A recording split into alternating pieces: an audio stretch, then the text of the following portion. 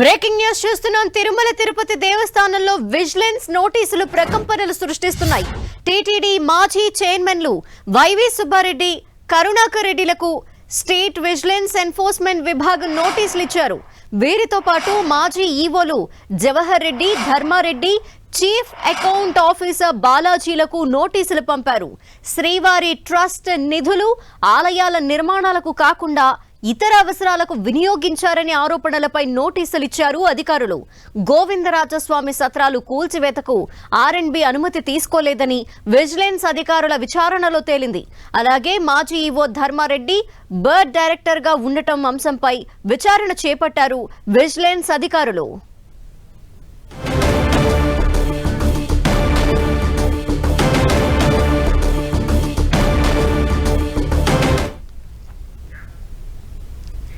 TTD మాజీ chairmans కి నోటీసులు వెళ్లడానికి సంబంధించిన డీటెయిల్స్ మా ప్రతినిధి శ్రీనివాస్ అందిస్తారు. శ్రీనివాస్, విజిలెన్స్ నోటీసులు ఇప్పుడు ప్రకంపనలు సృష్టిస్తున్నాయి. టీటీడీలో సడన్ గా నోటీసులు పంపడం వెనుక ఎగ్జాక్ట్ రీజన్స్ ఏంటి?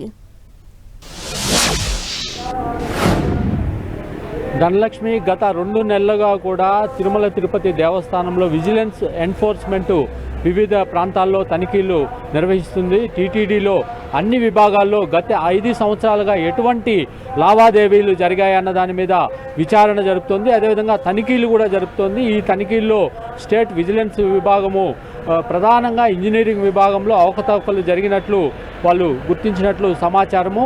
అంటే ఇంజనీరింగ్ విభాగంలో గతంలో ఏడాదికి 300 కోట్లు మాత్రమే నిధులు కేటాయించేవాళ్ళు. అయితే ఈ బోర్డు, అంటే ఏదైతే వైవి సుబ్బారెడ్డి బోర్డు కావచ్చు, కరుణాకర్ రెడ్డి బోర్డు కావచ్చు, వీళ్ళు అంతకు మించి కేటాయింపులు జరిపారు. ఇంజనీరింగ్ విభాగంలో కేవలము దాదాపుగా గోవిందరాజస్వామి సత్రాలకు దాదాపు 450 కోట్లు కేటాయించారు. స్విమ్స్లో అదే భవనాల నిర్మాణానికి కూడా భారీ ఎత్తున నిధులు కేటాయించారన్న దాని మీద వాళ్ళు విచారణ జరుపుతున్నారు. దాన్ని ఆ మేరకు కూడా గుర్తించడం జరిగింది. దీంతో గత టీడీపీ నాయకులు కావచ్చు గతంలో అనేక ఆరోపణలు చేశారు. టీటీడీలో శ్రీవాణి ట్రస్ట్ నిధులు ఇంజనీరింగ్ విభాగంలో భారీ అవినీతి జరిగిందని కూడా ఆరోపణలు చేశారు. ఈ నేపథ్యంలోనే తిరుమల తిరుపతి దేవస్థానంలో ఉన్న అన్ని విభాగాలు కూడా విజిలెన్స్ ఎన్ఫోర్స్మెంట్ తనిఖీలు విచారణ జరిపింది.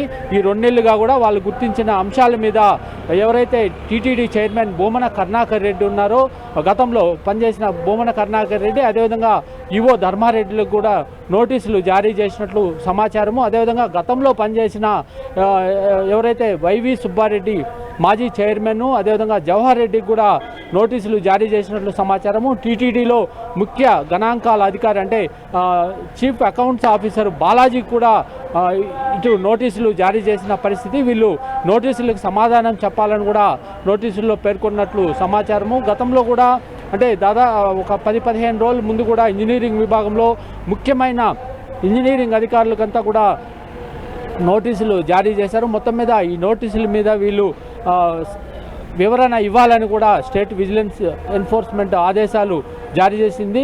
త్వరలోనే దీని మీద ఎవరైతే వైవి సుబ్బారెడ్డి కావచ్చు, కరుణాకర్ రెడ్డి, మాజీ ఈవోలు జవహర్ రెడ్డి, ధర్మారెడ్డిలు కూడా వివరణ ఇచ్చుకునే అవకాశం కూడా కనపడుతుంది. ధనలక్ష్మి, అయితే శ్రీనివాస్, మాజీ ఈవో ధర్మారెడ్డి బర్డ్ డైరెక్టర్ గా ఉండడం కూడా ఒక విచారణకి ఆదేశాలు ఇచ్చారని తెలుస్తోంది. దీనికి సంబంధించి అసలు ఏంటి ప్రాబ్లం?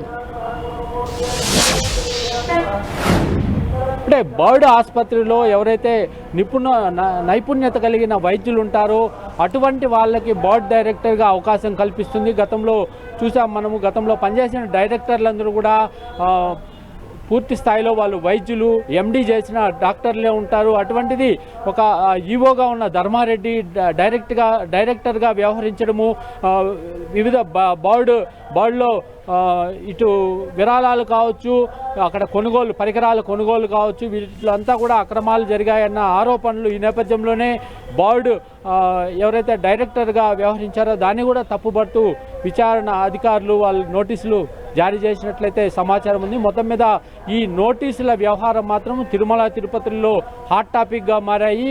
మరోవైపు టీటీడీలో ఒక ప్రకంపనలు అయితే సృష్టిస్తున్నాయని చెప్పుకోవచ్చు.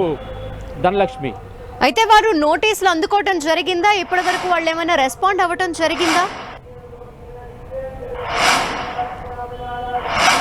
అంటే అంటే మాజీ ఈఓ ధర్మారెడ్డికి, అదేవిధంగా కరుణాకర్ రెడ్డికి, ఎవరైతే చీఫ్ అకౌంట్స్ ఆఫీసర్ బాలాజీ ఉంటారో ఆయనకి నోటీసులు అందాయి అన్నది సమాచారము.